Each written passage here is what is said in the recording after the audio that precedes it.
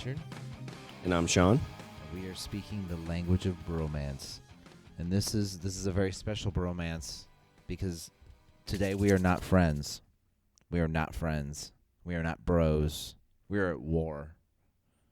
It's the villain draft, bitches. The Woo! villain All right, so this is the idea I had. Everybody loves teams. Everybody loves drafting teams. So why not nerd it up a little bit? And we're going to do a villain draft. So fantasy it's gonna football. Fantasy football for dudes that can't get laid. Oh, I just made it sad. I don't want to play anymore. Fuck this. All right, so the rules. So it's a villain draft. So basically what we're going to do is each round you get to pick basically who, a famous villain. Really haven't had any specific rules on what villains to choose from, but, we'll figure it out as we go. There's 7 rounds. I wonder, what are we using these villains for? Like, are we putting together a team for world domination? Because that's what I had in my mind. I mean, if we're doing something simple like robbing a bank, then I might change my lineup. I think it's kind of like just almost world domination / just, Yeah, I'm going with world domination. So the goal of this too is so once we get these teams picked, we'll have our listeners kind of go through and pick which team they think's the best. So we also should come up with awesome team names. So it's going to be 7 rounds, NFL style. So we're going to flip a coin to see who goes first. Hopefully we can come up with a bunch of different ideas to these drafts. So whoever wins this draft, who gets go first, then next draft the other person will get to go first. With it, it's like NFL style. So if you get the first pick in the first round, you get the first pick in the second round, and so forth. No real timer, but once you pick somebody, we can discuss why you picked them and do all kinds of awesome analysis. Maybe we'll have some interviews, bring in some commentary. Awesome. Just make this. That would be awesome. Get Skeletor over here, or have G.I. Joe kind of making the commentary. See, now you're doing reveals. Ooh. Well, you got your top picks and everything. I already know who my top pick is. I'm staring at mine right now. So once we get these teams created, we'll post them on our page. Hopefully we'll have a Facebook page, but if not, it'll be on our Twitter and whatnot. But I will give you the honor of calling heads or tails on this coin flip. All right. This is gonna set forward our draft order for the rest of eternity. So every time we do a draft, we'll flip flop, but this will see who gets the honor of the very first pick ever in the Language of Bromance Draft. So I'm going to flip the coin. We're in different areas, so you can't see it, but I can. Heads. Oh, it's tails, bitch. I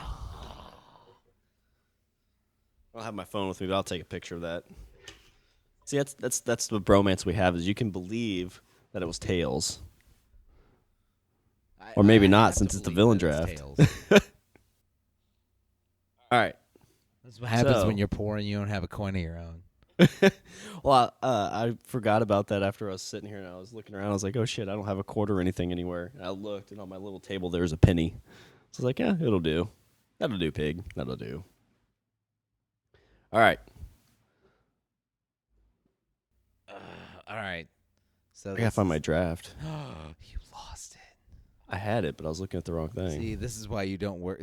This is you probably working for Dallas at this point.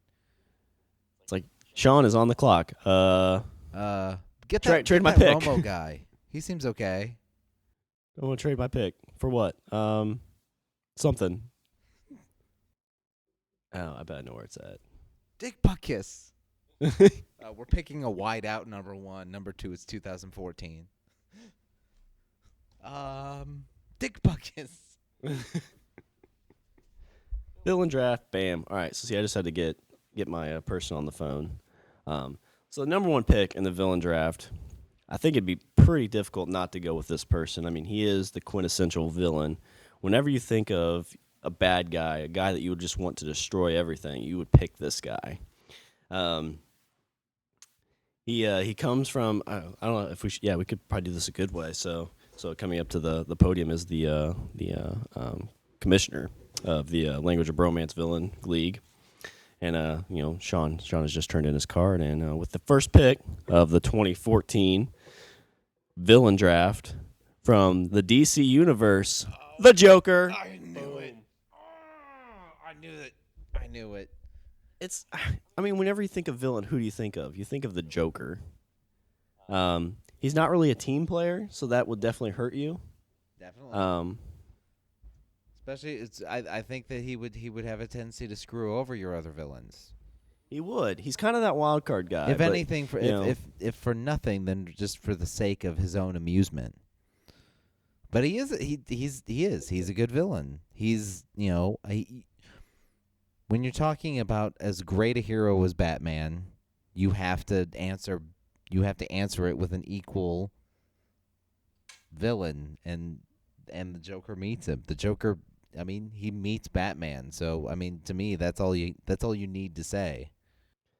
well, and like even in the newest comics, he loses his face and he's still a badass. I mean, he's wearing a plumber outfit, and he's still just he's able to kidnap everybody Batman knows, and you look at just you look at people who've played the Joker. You've got Heath Ledger and you've got I just drew a blank. Jack Nicholson. I mean, you've got great people who've played these guys. Cesar Ramon? Cesar Romero.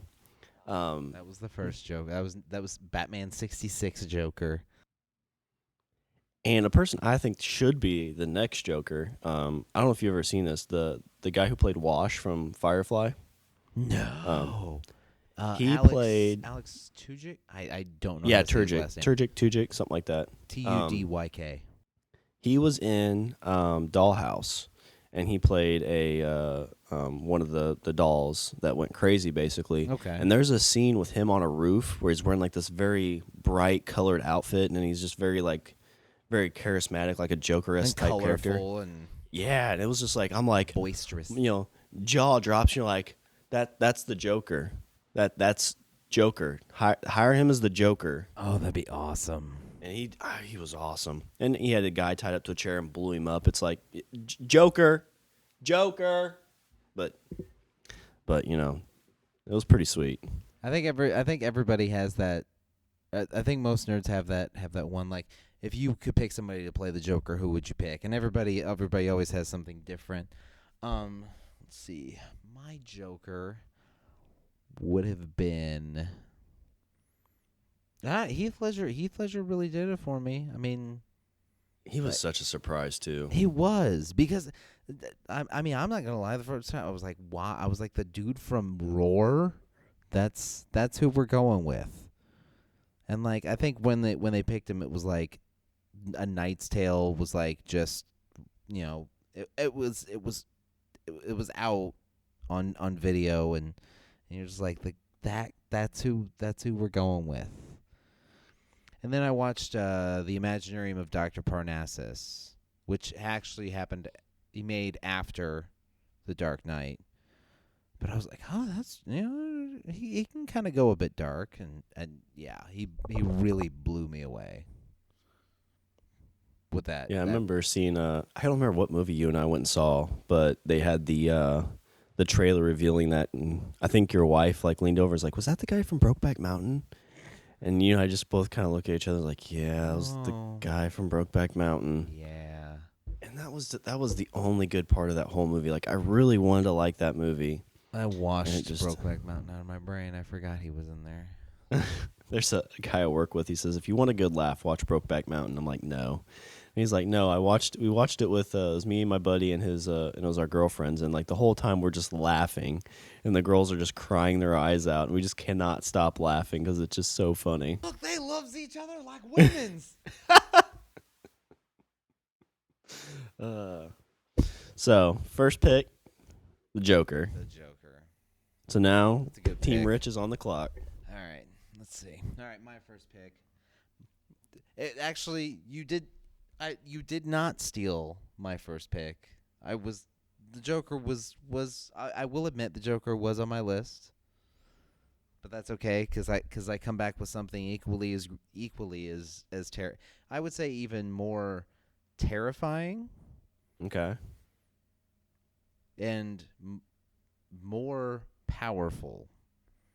My first pick, as the commissioner walks to the stage, hailing from a galaxy far, far away,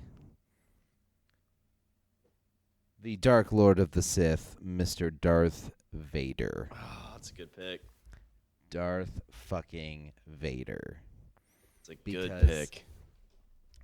He's Darth Vader. All right? He's for lack of a better way, this is the way to describe it. He is the Jesus Christ of the Star Wars universe. Let's see, was he the most powerful Sith ever? He's the most powerful. He was the most powerful Force user ever. And the only reason that he was confined in terms of the things he could do, especially by the point he was Darth Vader, was most of his body wasn't there. Most of his body was electric. Oh, so what you're saying is that even though he had a few injuries early on in his career, was going through college and got roughed up a little bit, even at half a man, he was still probably the strongest, Jedi. Still more powerful than Luke, still more powerful than the Emperor. And that's with no arm. He's a paraplegic. He was a paraplegic in a suit. Did he really lose power when he got burnt up like that? Did they ever really specify? Yeah, actually, that's why he can't shoot lightning. Oh, I didn't know that. Yeah, he can't shoot lightning because he doesn't have actual hands. So if that dude, if he was full on and grew up full-bodied, he would basically be able to light the Death Star himself with electricity. Because he's Darth Vader. And people question, is Darth Vader really a villain, though? Because he killed the Emperor in the end, and, he became a Force ghost, and he's standing there next to Yoda and Obi-Wan Kenobi.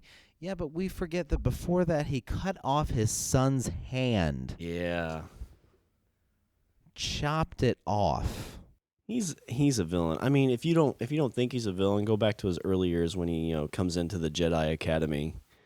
Exactly. And not even that. He was trying to hunt and kill his own kids. And then when he figures out that his team. when he figures out who his son is, chops his hand off. And is totally fine with him falling to his death. And even if you want to go into it, so we talked about actors for the Joker. You got James Earl Jones.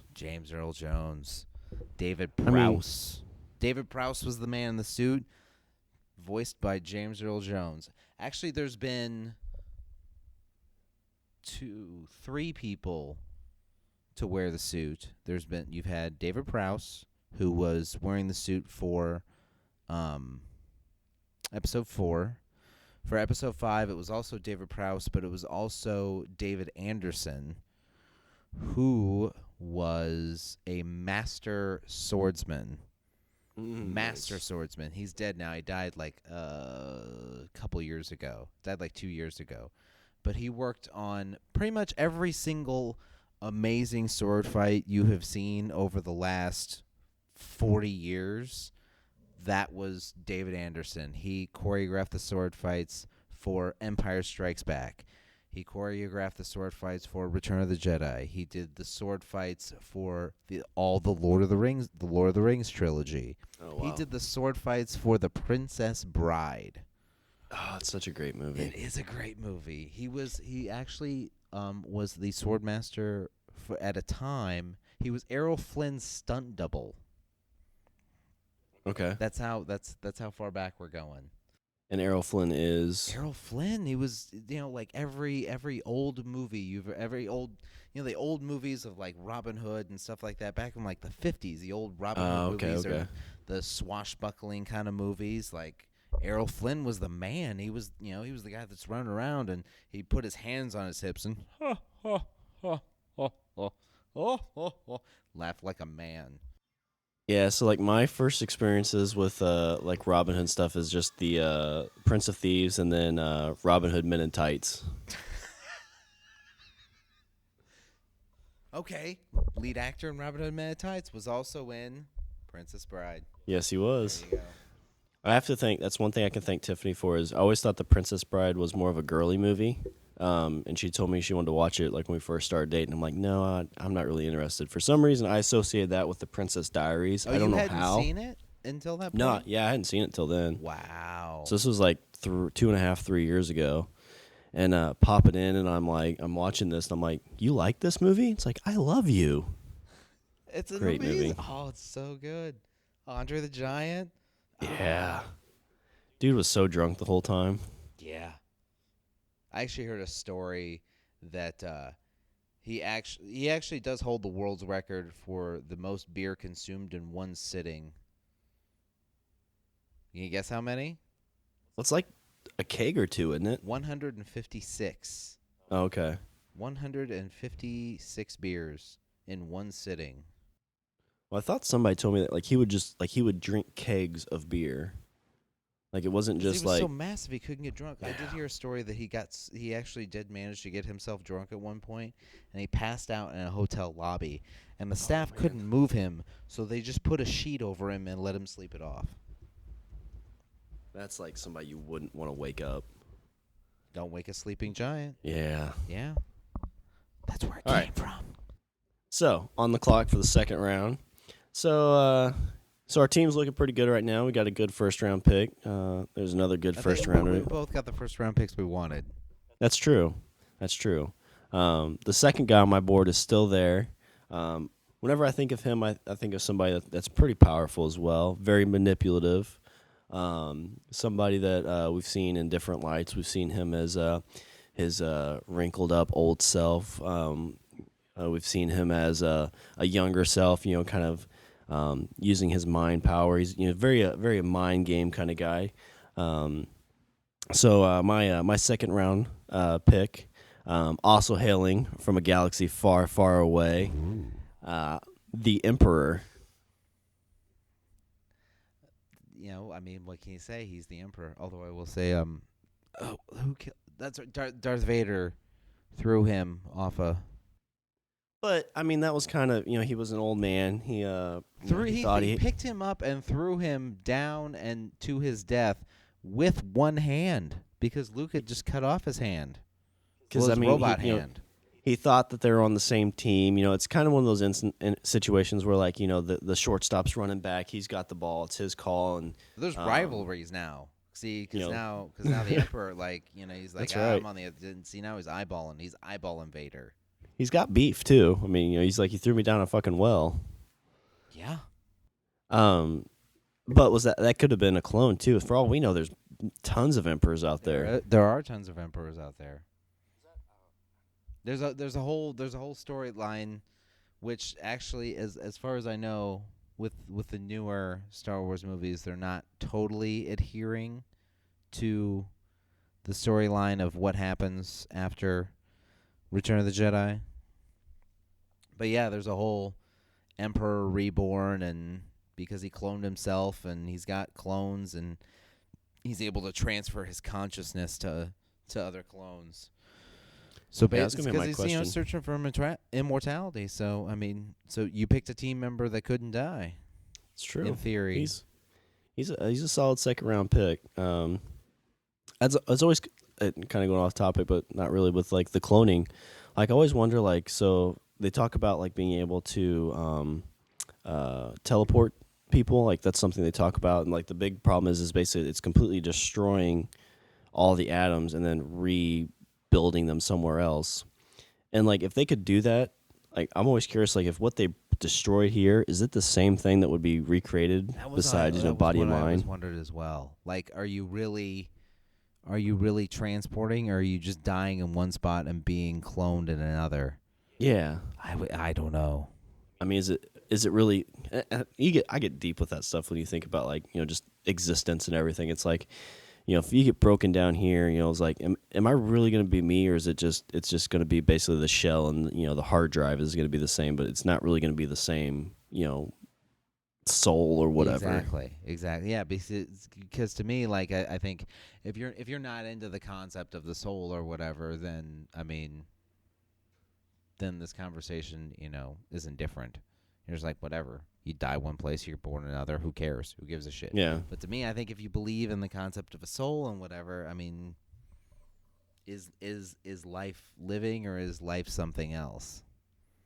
Is life existing, or is life something else? So like you said with the Emperor, like he's able to push his conscience. So is that like, is each clone that he gets his conscience into, is that really him, or is that basically just a copy? I don't know. So kind of But they interesting. all Would you, suck. Shooting if lightning and shit. if they had teleportation, would you try it? I don't know. I'd have to see it done, and then I want that question answered. I'm like, is it a clone? Is it? But I want to know. But could you even believe the answer? Like you wouldn't know until you try. 'Cause like if you go up to the first, like are you That's still true. you? I don't Like know. yeah, I'm still me. I remember everything that happened, and then you do it, and it's like your I've made existence it this just far ends. without teleporting. I mean, I think if I about it, it would developed be like the nice. mutant power of teleporting, I could do it. Like I'd be down. Yeah, that'd be Like awesome. if I was like Nightcrawler and just just pop up everywhere, like that'd be cool. If you ever get a chance, you need to listen to. Getting in a transporter like what's Star this? Trek, I'm kind of I don't know. Yeah, it's iffy. All right, so on the clock, Richard. All right. Oh, Pete Holmes. You need to check him out. Pete Holmes. My, He does a Nightcrawler thing. It's pretty funny. my second round draft pick is now. See, we've been dealing with kind of larger than life characters, you know, big characters. You know, they shoot lightning, they move things with their mind, they kill Boy Scouts with poison cotton candy, which is fucking crazy. Mine is more down to earth, and I gotta say I'm a bit influenced with things I've been watching recently or whatever. It's but the guy seems fucking. He seems like somebody I want on my side. My second round draft pick, hailing from the nation of Westeros, Tywin Lannister. That's a good pick. He wasn't on my board. That dude. Now, up front, I will say that I've only gotten through season 3. I still need to watch season 4. And from what I understand, the first episode of season 4, Tywin gets even more vicious. Yeah, I haven't seen it yet. I've read the books. It's a good question. Is he really a villain? I would say he's totally a villain because he constantly says, yes, I put my family first, and da da da da da. And yes, he has this moment of weakness where he says, I guess I should throw out spoilers up front, but he tells his son Tyrion that he put the fact that he let Tyrion live was a sign that that he was above, that he had redeeming qualities, which to me saying, hey, I didn't throw my child into the sea and using that as well, I'm not all bad. yeah. They didn't kill my kid. I guess he did. When you look what he raised too, he raised some really couple evil kids that had some evil grandkids. During the battle for the city, this is spoilery, but it's kind of pre-spoilery. When they were ransacking the city, he came from behind, and they thought they're coming. He's oh shit, I forgot his name. The king that went crazy. The Mad King. The Mad King, yeah. They thought that the Lannisters were actually coming to their help, and nope, he was basically coming to help take over and kind of lay the groundwork for them to be able to take over Westeros. Exactly. It's blind ambition with Tywin. He's not really looking to rule. He's looking to control. Yeah, so what would you compare him to, as a historical figure? I was gonna kind of say Napoleon, but Napoleon really wanted to rule.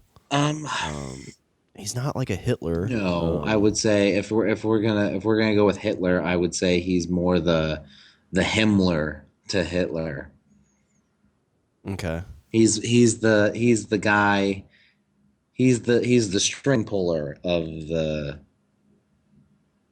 He makes the puppet dance. Gotcha. which to me is even more devious and in a way I think more ambitious because he's not having to deal with the the minutia of politics and and this that or the other. So if you had to put him in a gaming kind of realm, like a chaotic good, chaotic He's lawful neutral, evil. evil, lawful evil, that's what I was He's gonna say. definitely lawful evil. He works within his confines to gain as much for himself as possible. So what he And he's thinks he's doing completely is unapologetic about it. so does he do you think like deep down honestly he thinks what he's doing is for the best benefit of Westeros, or do you think it's just for the best benefit of the Lannister I family? think that he views things in the sense, and if you're asking about his priorities, I think he puts the legacy of the Lannisters above himself, but then he puts himself above everything else. Okay, I'd buy that. I think he has everything else and then him and then his legacy. But to me, I mean, I think his legacy is kind of self-serving because he wants to preserve the Lannister name, which So do you think I mean, it's his last name. So I mean, in a way, that's self-serving as well. so do you think would he rather burn Westeros to the ground, or do you think he would rather have Westeros survive and the Lannister, maybe not the family die, but lose all the things that the Lannisters have gained, like basically turn them into a minor house? Do you think he'd rather see Westeros burn or a Lannister fall into more of a minor role? He'd rather see Westeros burn. Be interested to see that play out. All right, so Shawn's now on the clock. So we've got a pretty solid team here. We've got two decent leaders on one team. We've got two kind of wild cards on the other team. So kind of going with that idea of wild cardy type players. This next guy I have, he's a very very powerful guy. This is a show that had a really really strong start and kind of fell out. A lot of people don't really talk about it too much, but it is getting a comeback. My third round pick is a guy who is kind of a master of all things, can really figure a lot of stuff out. You kind of say that's his superpower, if you will. Gets his name off of a watch. My third round pick is a Siler from Heroes. Oh, that one's kind of a surprising one. Yeah, I think I mean he's one of those guys that you think when you first see him, he seems very like he just gets his power and can figure stuff out and kind of goes with that. But I think the line that really makes me think of him as just this evil person and villain is as he's killing the next like some person like it's like third or fourth season, because he really was the only thing in that show like the last 2 or 3 seasons. Like he did a great job as that character. I kind of missed the last couple seasons. I mean, he was super evil.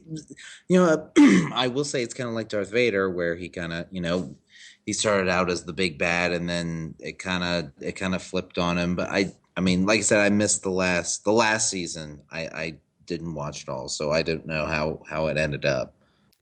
Yeah, he kind of swayed. Like it was very much just he was really evil at the beginning, and then kind of got back to being like bearable. But then and the part where he got really evil is he was getting ready to kill somebody again. And I mean, spoilers if nobody's seen Heroes, but if you haven't, you probably should go see it. I mean, it's another 10-year-old show. It is. But how he figured out to get other people's powers is he would basically cut through their head and figure out whatever part of their brain allowed them to do the power, and then he gained that knowledge and was able to use that power. Well, the fucked up thing he said was he was about ready to kill this one person, and he's like, you know what? I figured out like 60 people ago how to do this without killing them, and just slices their head open and kills them in any way. Oh, that's kind of cool. Oh yeah, I know. You're like, oh, that's fucked up, because like the whole time you're watching the show, you're like, that's the only way you can gain that power, and it's a struggle for power in his head. That's what he has to do. And so he's just trying to gain all that power he can, and he has to do it by killing people. But Heroes is coming back. I don't know if you've heard that or not. No, I didn't. I think they're going to try and bring it back in 2015. I'm not sure how it's going to work, but That was actually the first show that got me back into watching television. Huh. When I was younger, I watched Buffy and Angel, but then I kind of started working nights and couldn't really, we didn't have TiVo or anything back then, so I just didn't really have time to keep on shows, and I stopped watching them. And for the longest time, to me, what a TV show was like Friends or like some kind of like sitcom-y type thing like that I didn't like.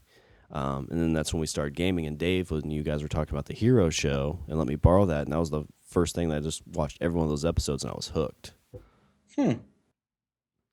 But the best thing about that, I think, is like you mentioned it in the second season. It was probably one of the shows that was the most impacted by the writer's strike that happened 10 years ago or 8 years ago, whatever it was. Yeah. Because it had a super strong first season, but that second season just kind of got screwed over.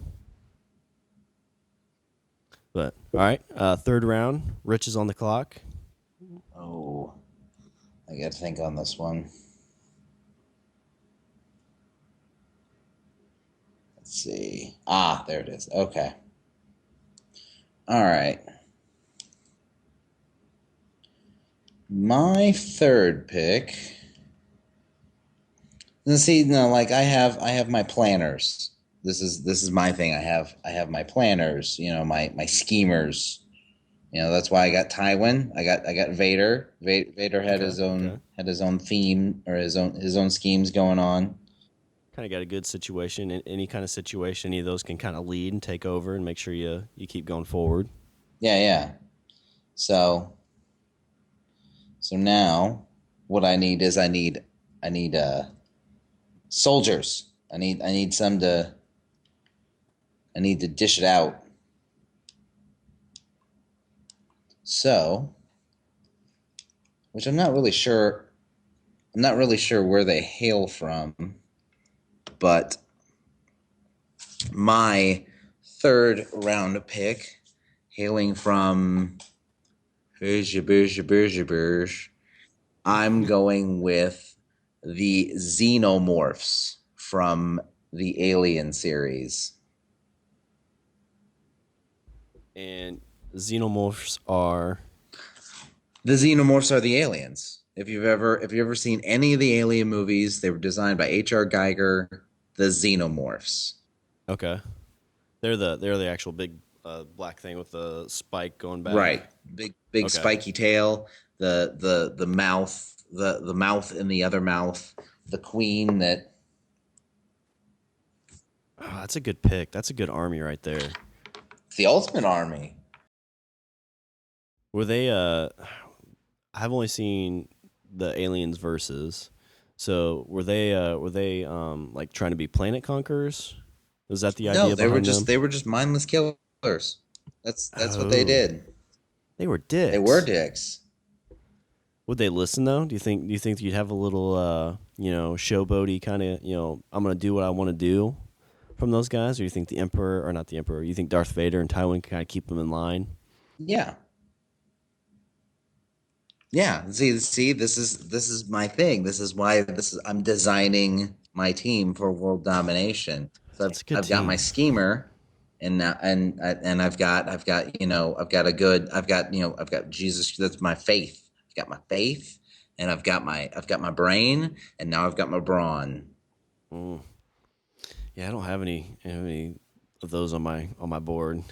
I'm building a strong personality. I'm gonna sell a lot of jerseys. Is what I'm gonna do. We're gonna lose in the finals a lot, but we're gonna sell a lot of merch. Well, you got merchandising. Merchandising. I love Mel Brooks. All right, so on the clock, Shawn, fourth round, first pick. I kind of was worried that you were gonna take this guy from me. We all know that I'm pretty obsessed with a handful of things, and on August 8th, you should probably be able to see this guy. He hails from Japan and goes by the name of Oroku Saki, or better known as the Shredder. Here we go. So I think the Shredder really has it in that he's been in a lot of different media types and has done well in almost all of them. So like you have the original comics where he was just a really terrible guy. You have him in the cartoon where he's voiced by Uncle Phil. He's the goofy guy. So yeah, so the Shredder has been in. The first comic he was in was really aggressive. Then we said like he's with Uncle Phil. And then in the new TV show, he was actually some kind of alien type thing. And even in these new comics, is just a pretty strong character. Has played a bunch of different ways. You know, he's been kind of the goofy villain. He's been the strong villain, but he's always had hate for the turtles and always tries to dominate and kill them. Surprised you? I'm surprised this one actually didn't come sooner. I had him pretty high up on my list, and so far I don't think he's stole any of them that I've wanted. But yeah, that was one I was semi worried he might actually take. So yeah, so the fourth round, first pick, the Shredder. The Shredder. I'm surprised you haven't elaborated on the Shredder and your love of the Teenage Mutant Ninja Turtles, and like I'm not getting the detailed history of the Shredder. This is kind of it's somewhat disappointing.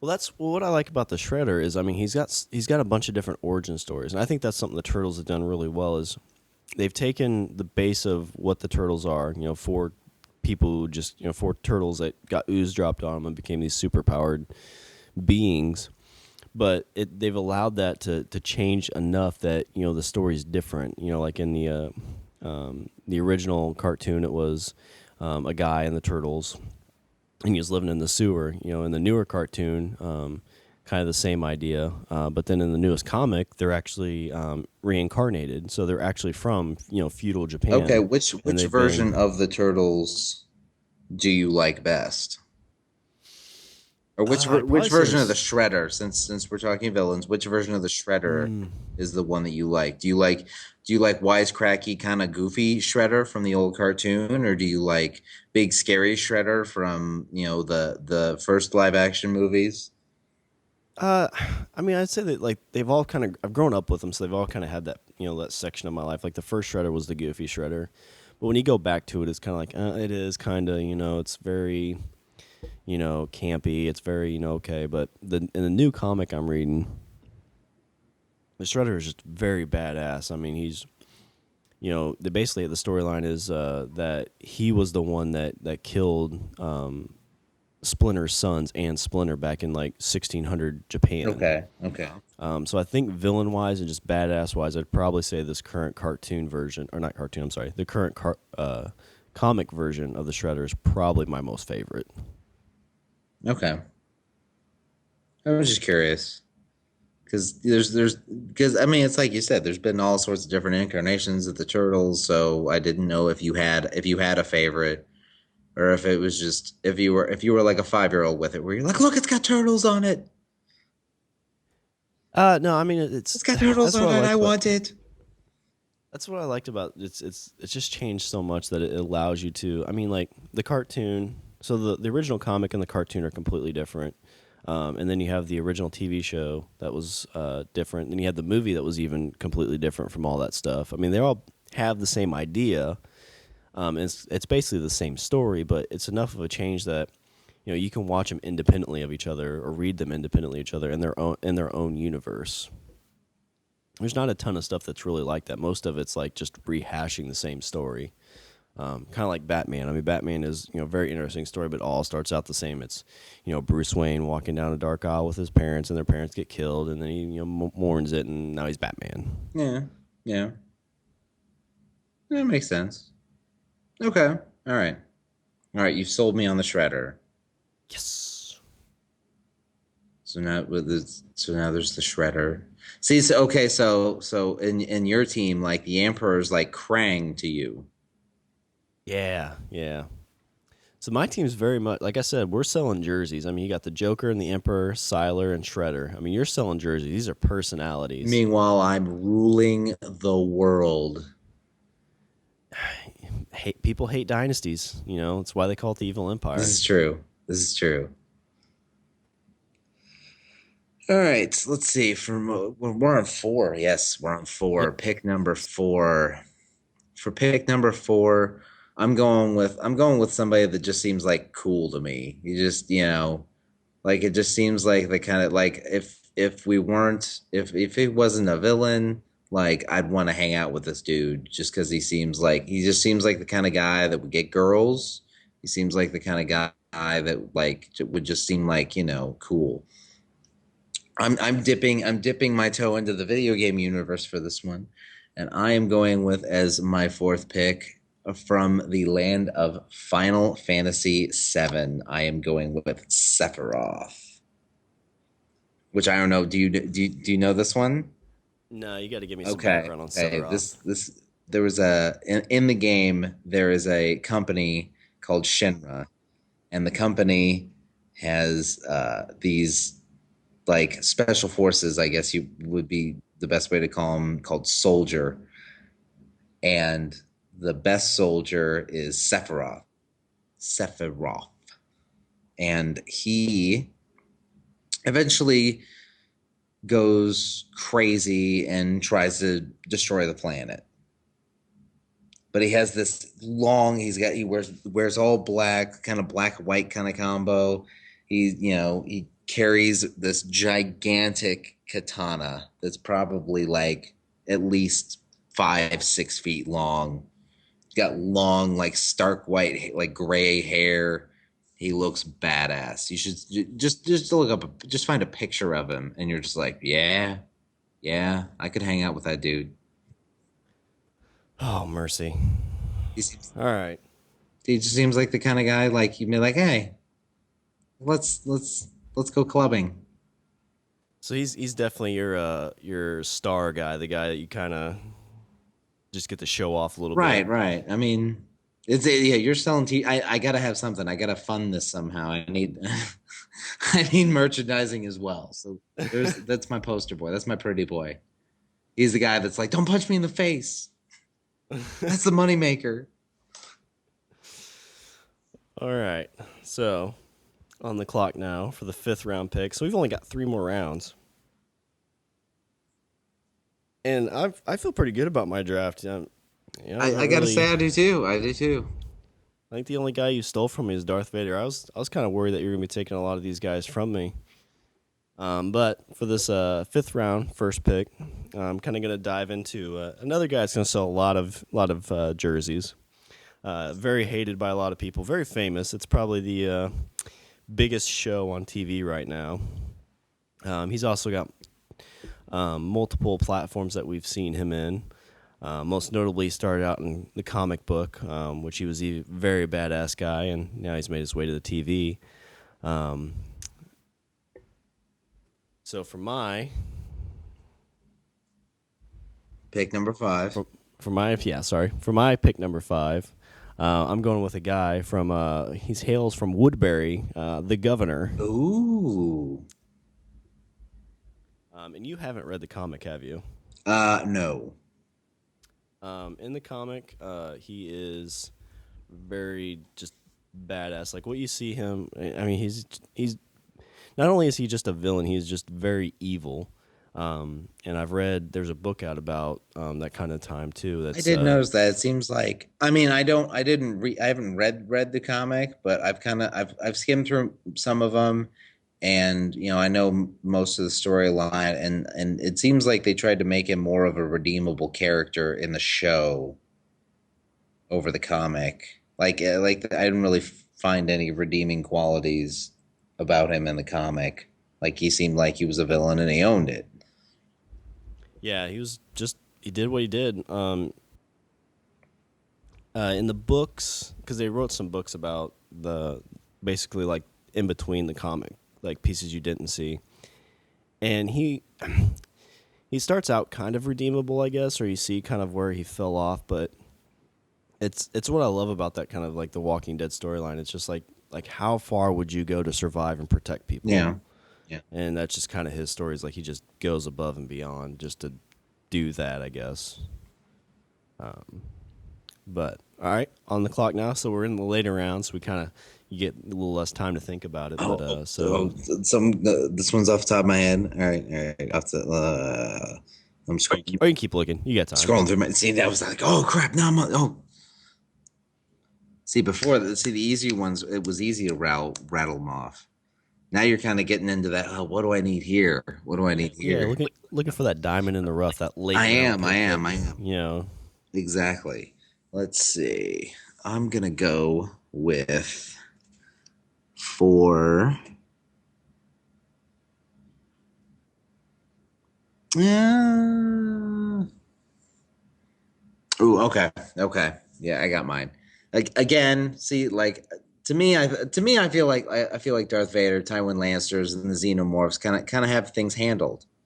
I kind of have my world domination, kind of done with those three. And now I'm just like kind of looking for like a little protection and some guys to party with. So I'm going with someone that is kind of went villain. Started out as a villain, kind of went a little anti-hero, but I think that not necessarily totally evil, but definitely not completely good. I think yes, he's an anti-hero, but just in the sense that he lives by his own personal code. Whether or not that's good or bad is completely up to the individual. My fifth pick, we're on five. My fifth choice from the land of Sunnydale, I'm going with Spike. ooh, it's a good pick. So you got a guy who started out kind of dorky and called Spike the Bloody because his poetry was so bloodily awful that you wanted to He found stick out a he spike did through your poetry ears. to his mother. Oh yeah, and you have that whole thing Yeah, too. that weird, creepy thing with his mom. Uh, Ugh. Which what in he which killed? incensed him to complete and utter violence whenever anybody brings it up. Yeah, he killed. How many Slayers did he kill? Two or three? He killed two. He killed two. Two. Okay. He killed one during the Boxer Rebellion, and he killed another one in New York in the 70s. Best line from that. I love that show. But one of the best lines is somebody said he was at a bar or something. Because it was when he was getting hypnotized. And the bouncer was like, "You mean the dude that looked like Billy Idol?" And Buffy's like, "Well, Billy Idol actually stole his look from him." Yeah, she starts to go into it, and then she's like, "No, never mind." Yeah.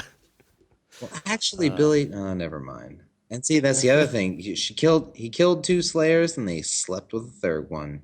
yep. Uh, the episode of Angel when Spike's in there and those two are chasing after Buffy and was it where'd they go across sea to try to find her? Uh, Was it Holland or Italy. They end up what's in Italy. You keep seeing the back of this blonde's head, and they're both fighting over each other to get to Yeah, her. I could go on about that show forever. yeah. So next round, sixth round. This is a pick I had written down. I've got a couple of these kind of alums on my board, but this is the one I think if you could kind of call him a hero, but I think I'm looking at more of the soulless version. Also hailing from Sunnydale, originally from Ireland. I'm gonna go with the evil version, kind of the person that put Spike in his place. I'm gonna go with You're gonna go with Angelus. Angelus. See, it seems like I pick something in there like, oh, here's your counterpoint to your point, sir. But I mean, Angel, when he was in Jealous, I mean, just super He evil. was super evil. Got his name because when he came back to his house after getting turned into a vampire, he asked his sister said that he looked like an angel, and that's how he got his name. That's how It's he got just his name. And he super killed evil. everybody. Yep. And even in, I mean, I love the prequels. And also That when he was about. like during on the show when he was Angelus during Buffy, then I mean, like my guy's in a wheelchair. My guy's in a Yeah, that's wheelchair and true. he's making cripple jokes.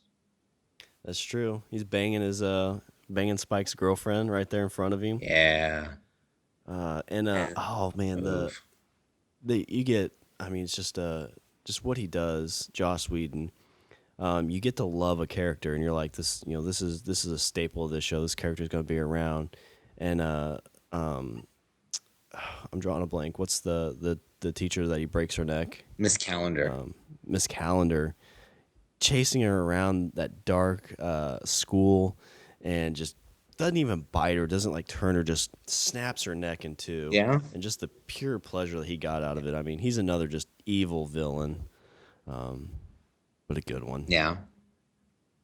All right, 2 picks left for you, Oh, sir. 2 picks. Round, Okay. Sixth round, second pick. Let's see. Getting down to the wire here.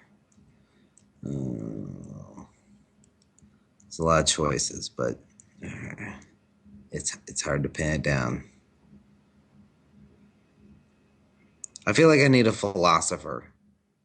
A philosopher. I need a philosopher. I need someone, not like, not really so much a moral compass, but just to kind of add that little bit of a little bit of thinking. One of the I when it comes to comic books, you have your quintessential villains, you have your Jokers, you have, your Green Goblins, everybody, every group, every hero has someone to meet them. That's the whole point. Everyone, every hero has to have someone to match them, and not necessarily beat them, and definitely not be their lesser, but match them. And I'm going with someone that matches an entire team of people. We're on 6. My 6th pick is Magneto. Ooh. Magneto is who I'm going with. Kind of does his own thing. He's trying to do what's good for mutants, but probably also a little bit better for himself, a little narcissist. He does have a tendency to be a bit narcissistic, and he has his own philosophy, which most people consider wrong, but he considers right, and he's willing to. The ends justify the means for him. So, like I said, he seems a very calm and cool and collected person. Yeah, he'd be the guy when shit hits the fan, he'd be able to kind of just take over and be all right. I'm not a big X-Men follower except from the movies, but it always seems like he knows what he's going to do before. He lived on a goddamn asteroid in the comic book. He had an asteroid. Oh, did he? Up in space, he had Asteroid M, and he had like this entire following of people, and yeah, it was awesome.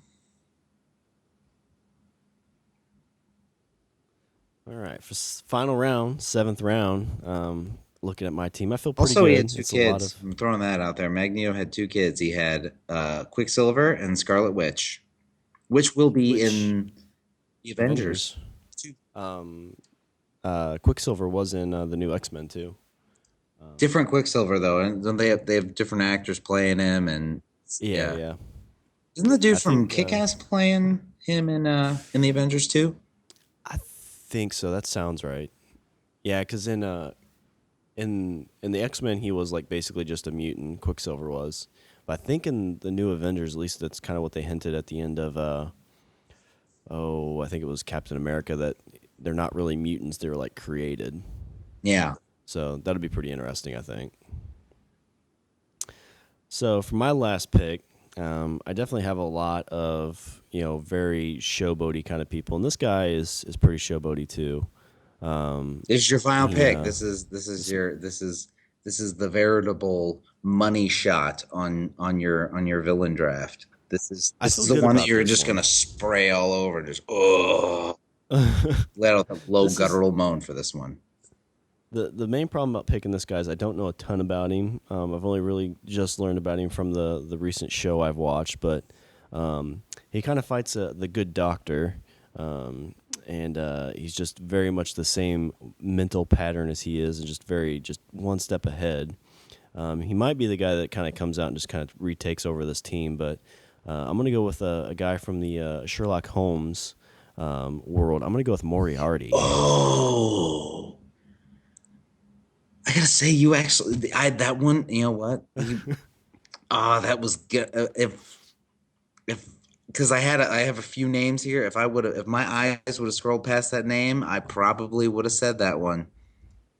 Yeah, I had him pretty low in my draft. I kept him kind of low just because I don't know a ton about him. It's kind of like it's I've heard a lot about it, and I've seen just a little bit of tape to know that, he's a pretty slick character. Well, he's the Joker to Sherlock's Batman. I mean, yeah, it's but he's on par with Sherlock too. I mean, he's exactly. at least in the TV show, he's just super smart and almost You've one watched step the ahead of show, Sherlock. right? I mean, Yeah, going. Yeah. There's been all sorts of incarnations of Moriarty. You have, the Sir Arthur Conan Doyle books. You have all sorts of different movies about Sherlock Holmes. Uh, you have different TV series, but you have Young Sherlock Holmes. But BBC, their recent incarnation of Sherlock with Benedict Cumberbatch, that show's stellar. That is probably one of, if not the best show on British television. Only second to Doctor Who for me. Oh, so good. So good. Yeah, it takes a little bit for me to watch that show just because you got to get accustomed to the accents and everything. But once you get into it, it's an awesome show. It is.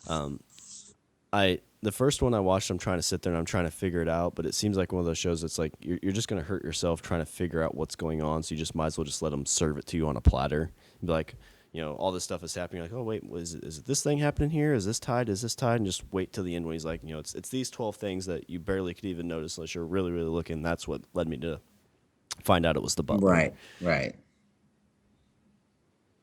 Oh, so got my team finalized. That's so good. I feel like I got the so nice money shot one there for you. Oh.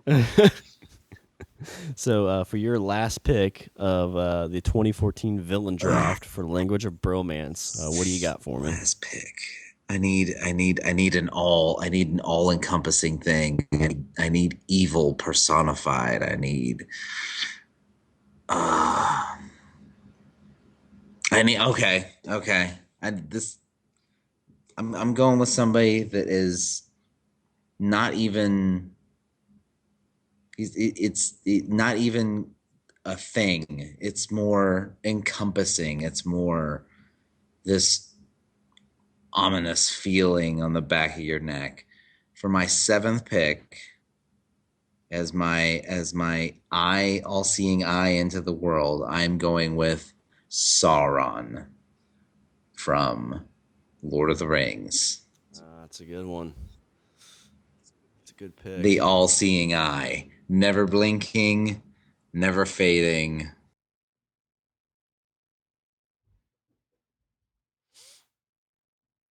As long as he doesn't need a contact, he's in good shape. If he needed contacts, if he had to, get a little bit older. Well, that's why it's on fire. See, now I'm picturing like Ben Stein standing in front of this like burning tower. For dry, red eyes. Clear eyes is awesome. No, Ben. No, Ben. Oh, the flames were for effect. Oh. This is rather refreshing. Let's all have a picnic now, guys. Let's just love one another. Let's have a party. I'm sorry about the whole ring thing. All right, so let's do a little nice little recap. So for my team, Team Shawn, I've got the Joker, the Emperor, Sylar, Shredder, the Governor, Angelus, and Moriarty. For Team and for my Richard, team Masters of Everything That Is Awesome. That's my team. Team's Masters of Everything That Is Awesome. We have Darth Vader, Tywin Lannister, the Xenomorphs,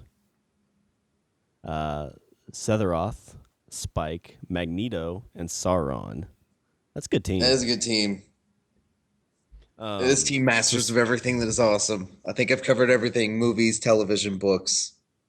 Yeah, I think it's a solid team. I'm pretty sure everybody's going to like mine more just because of the merchandising. Everybody likes to buy merchandise. Yeah, everybody's going to buy your shirts. But then in huddled groups, they're going to be like, yeah. They kind of control everything. So on my board, so I wrote down 14 different ones because I thought you only took Darth Vader from me. That's the only one that I had on my board. I guess you took Moriarty from me. Yes. Were you going to pick him last? Or I think it was like, when we were like at 4, I was like, oh, I need to pick Moriarty next. But then I saw another name. I saw Sephiroth, and I was like, oh, I should go with that one. I would probably, if I I would probably trade off Sephiroth for Moriarty if I thought about it. Gotcha. Well, if you want to trade me Darth Vader and Oh no, no! Zephyros, I can't give up. I can't give up Vader. That's my Jesus Christ. It's my Jesus. He's the Jesus Christ of the Star Wars universe. He's my spiritual leader.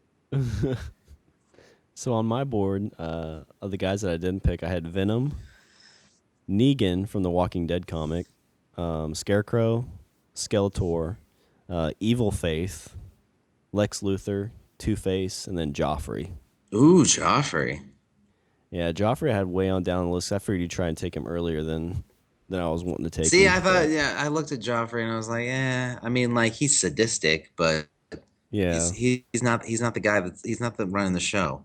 The guys I didn't pick. Let's see the names I didn't have. I didn't have, or I would have. I was thinking about Deathstroke. It's a good That's one. a good one. Where's some? Ra's al Ghul. Kind of went with Batman theme. The Red Skull, which was from Captain America. Hail Hydra. Dracula was another one. Ooh, Dracula would have been a really good one. Dracula would have been a good one. And Brainiac, which was Brainiac's a solid pick too. from Superman, which I didn't read a lot of Superman, so I was never quite sure on his origin, if he was just a computer that went from planet to planet and destroyed them by assimilating their information and then destroying the planet, or if he was Krypton's computer. Because in the cartoon, which came out kind of the same time as the Batman cartoon, they had Brainiac was the computer from Krypton, and actually one of the reasons that the planet was destroyed. But I don't know if that's actually, I don't know if that was for the sake of the show or if in the comic Brainiac was something completely different. Yeah, I just heard they actually announced that I think they're going to have, so they got the Batman versus Superman. Dawn They're of gonna have Justice Shazam. is the name of the movie. Then they're going to do a Shazam, a Sandman. Then a Oh, Justice they're League doing movie. Sandman? That's what they said. That's what I just recently saw. Oh, Sandman is amazing. I haven't heard anything about it. I had to actually Google it today. I met and saw that it's Neil Gaiman at a comic book convention in Chicago. He was the keynote speaker. This was in 1993. I was 13 years old. That was honestly, to me, that was the first comic book I read where the themes were more adult. And I'm not saying that there was like, sex or anything. Yeah, I just mean it was more of a grown-up book. Mm-hmm. It wasn't something you didn't feel like you were a little kid. Yeah, it wasn't, it wasn't big colorful superheroes jumping around and fighting the bad guy. It was, Sandman was gritty. It's kind of like reading Watchmen for the first time. Still haven't read that. I really feel like that's a period piece. It I is. haven't seen the movie. It really is. Like, I think to me, people that read Watchmen now, they're just like, what's the big deal? Like, yeah, you should have read it like, 20 years ago when it was the first of its kind, and it was a groundbreaking book. It gave you like a dark side to a superhero, which it was unheard of at that point. The Cold Wariness of it, I think, is something that like gets really lost on my generation, because by the time I was able to comprehend what was going on, all that stuff was pretty much done. Yeah. But like somebody a little bit older, they read that comic, and they're like, "Oh yeah, we were scared we were gonna die every day." Yeah. But so yeah, I had fun with that. Was that That fun? was awesome. So the idea is we've got some other ideas for different drafts. Yeah, you can throw. Actually, we got our Twitter account. They can just tweet us ideas for different drafts, like, because I'd be all about doing this. Hits on Twitter, it's at Language of Bro, or you can shoot us an email at languageofbromance@gmail.com. Shoot us different ideas, and maybe we'll grab one of those and run with them. If you get a chance, go ahead and reply back with hashtag Team Rich or hashtag Team Shawn for whichever team you like the best. And then also go ahead and hashtag Bromance Villain Draft. Is there anything else you got to add for the show? Hashtag team everything that is awesome. Masters of everything that is awesome. Hashtag Masters of everything that's awesome. That would be my team because they are. That's what you'd put in the losers bracket. Oh. See, now what I'm curious of is, let's say we do a superhero draft. Are we drafting a team to fight our villain draft? That'd be interesting. I think you could battle them out. Because I think I would have a harder time coming up with heroes to fight my villain draft. That'd be interesting. Then you could do like then we could take all those and we can by the round and we could do kind of like a March Madness. So number one fights number one. Yeah. That'd be pretty sweet. All right. Well, I guess that's all the bromance we have left for this show. So this is Shawn. And this is Richard. And I say we eat the beaver. Yeah.